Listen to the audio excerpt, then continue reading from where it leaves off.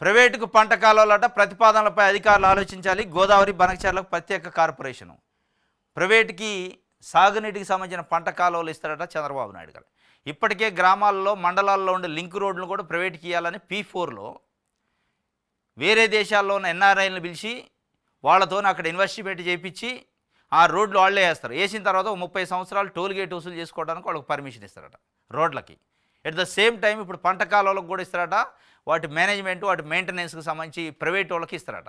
Government చేతులు ఎత్తేసే పరిస్థితి. అంటే పంట కాలువలు ప్రైవేట్కి ఇస్తారు, ఊర్లలో తిరిగే రోడ్లు ప్రైవేట్కి ఇస్తారు. ఇప్పుడు ఆల్రెడీ నేషనల్ హైవేస్ అన్ని ప్రైవేట్ పరమైనాయి అనుకోండి. దీంతో ఇక సాగునీటి రంగంలో కూడా ప్రైవేట్ని సొప్పించే ప్రయత్నం చంద్రబాబు నాయుడు గారు చేస్తుండో ఆ P4తోని. ఆ P4లో వచ్చే పీపుల్స్ అనే పేరుతోనే ఎన్ఆర్ఐలు వస్తారా. చంద్రబాబు నాయుడు గారి గడిచిన ఎన్నికల్లో పూర్తిగా సహకరించి వేరే దేశంలో ఉండేవాళ్ళు, అమెరికా కానీ ఆస్ట్రేలియా కానీ ఇట్లా రకరకాల అబ్రాడ్లో ఉండేవాళ్ళు వచ్చి ఇక్కడనే ఒక నెల 15 రోజులు కూర్చొని టెస్ట్ చేసి సొంత డబ్బులు ఖర్చు పెట్టుకొని మావోడు గెలిపించాలని గెలిపించారు అనేది కొంత చర్చ బయట జరుగుతుంది.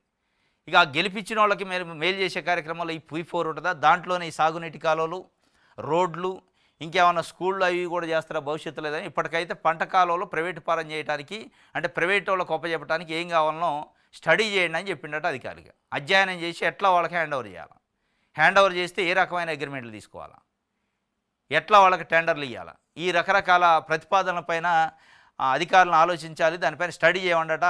ప్రాజెక్టుల పనులపై రోజువారీ లక్ష్యాలు, కాలపరిమితిలోపే అన్ని పనులు పూర్తి కావాలి. ఆలస్యమైతే అధికారులు కాంట్రాక్టర్ల బాధ్యత. పోలవరం 2027 డిసెంబర్ కల్లా పూర్తి కావాల్సిందే జలవనరుల శాఖ సమీక్షలో ముఖ్యమంత్రి చంద్రబాబు.